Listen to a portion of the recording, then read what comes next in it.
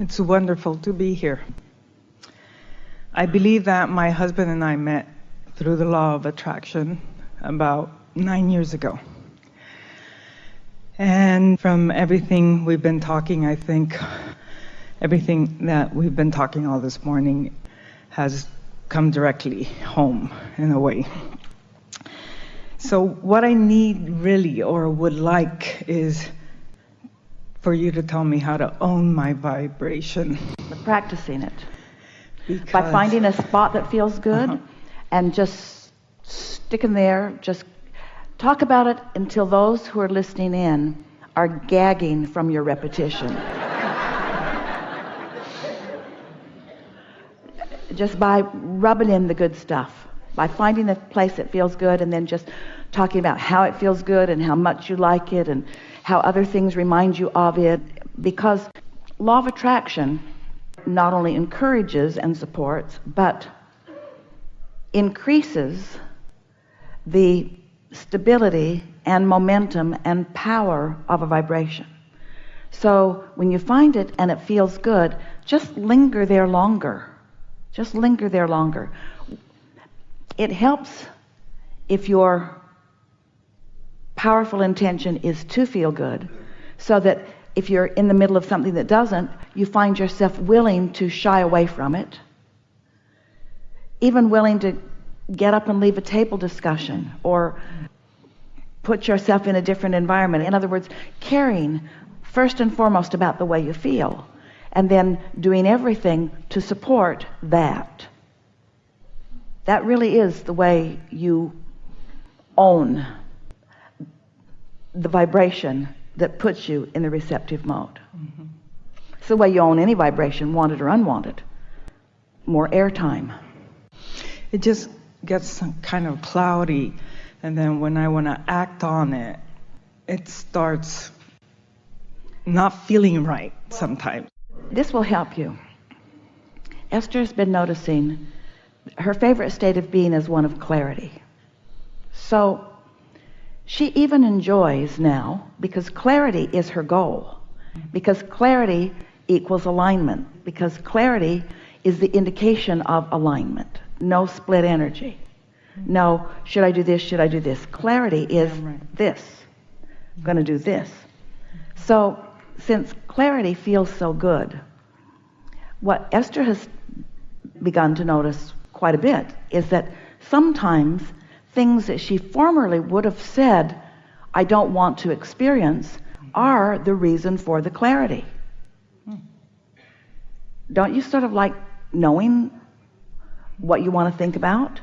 And isn't it helpful to know that when you think about what feels good, that is to your advantage, and when you think about what doesn't feel good, it is not to your advantage? Mm-hmm. And so it's an interesting thing. We love you all so much, but we find it interesting how willing you are to put up with things that don't feel good for the sake of becoming clearer, for the sake of being objective, for the sake of not wanting to hurt someone else's feelings. All kinds of reasons that really don't stand up in terms of advantage to you. A lot of it is because you've been trained by others who were not in alignment during their training process with you, that it's important that you serve others.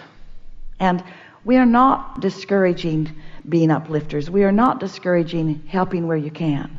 But if serving others is more important to you than serving yourself by finding alignment, then most important, you won't feel good. And next, in that not practicing of the vibration and therefore not owning it, you have very little to offer them other than commiserating in their discord or their discomfort. So once you get hold of this and you're experiencing the clarity that comes from following the thoughts that feel good to you, before long you won't be in that ambivalent place. And that place of confusion, just say to yourself when you feel confused, well, clearly I've been splitting my energy so much that I'm not experiencing clarity. What is it that I want now, and why do I want it? Or get off the subject altogether. We would like to say to you that, and this is a perfect time to say it, When you focus upon a thought for as little as 17 seconds, law of attraction will compound that thought with another that is like it. It's just the way this vibrational universe works.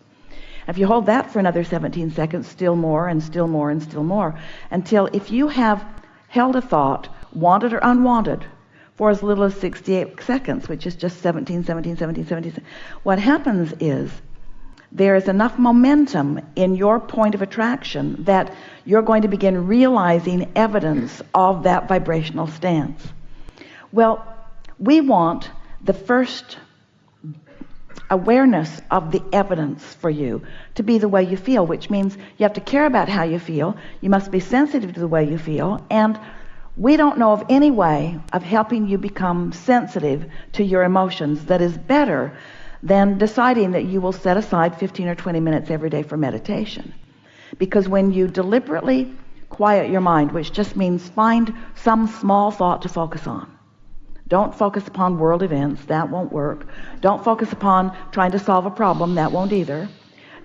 Focus on something like the sound of a drip of a faucet, or Esther likes to focus upon the sound of the air conditioner, if there is one, or a note that she is holding, either audibly or in her own mind. Just something that is not a big thought, but that you can focus on.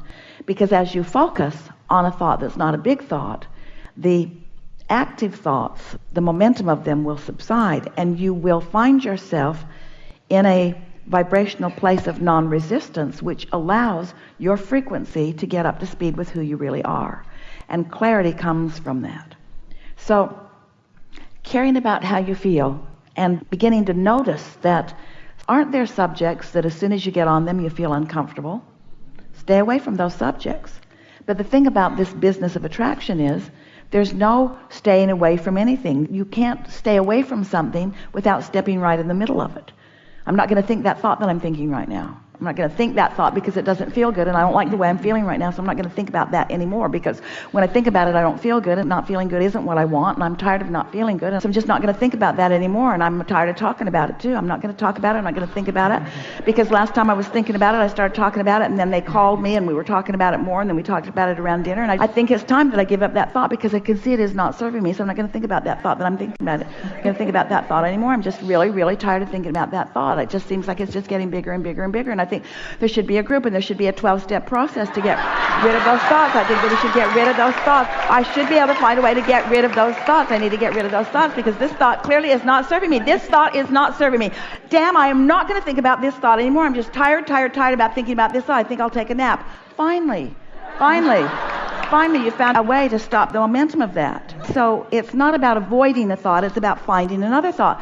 But you can't find the other thought in the middle of the thought, and that's what makes it hard for you. So often you find yourself, you know your guidance is working, you know you don't feel good, you know that you're on a track that isn't serving you and isn't serving whoever it is you're talking to about it. You can feel it. Your body will actually start to crumble right before you if you hang on to that long enough, and so you know that this is not a good train of thought for you, and yet you can't get off of it because momentum has you in its grips.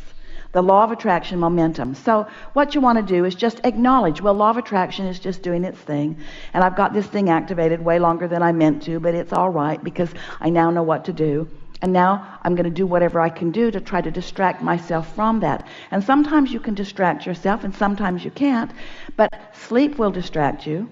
Meditation will distract you. But it's hard to go into meditation when you've got a strong momentum about something that's bothering you, because you'll just use that time to chew on what's bothering you. You'll just do it silently. And so understanding it matters.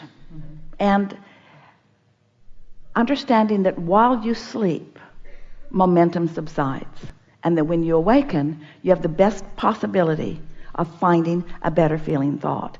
And if that is just your soft and gentle but deliberate intention, you'll just find more and more and more and more of the thoughts that feel good, and the thoughts that don't feel good will stick out in a stronger way. And here's the most important part: you'll catch it in the early subtle stages when it is easy to deflect it.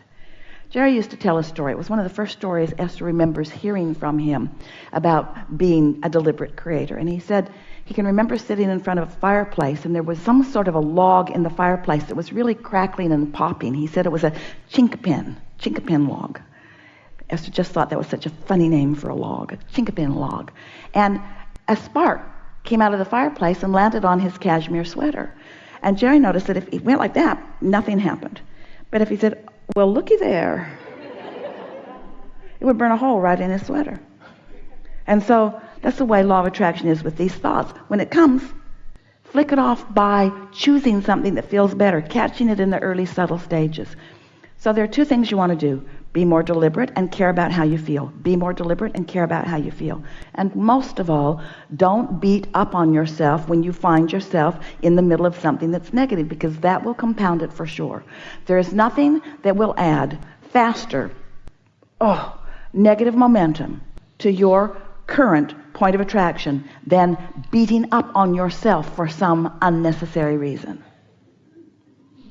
And we're saying that directly to you. To all of you, but directly to you. Because that's your MO.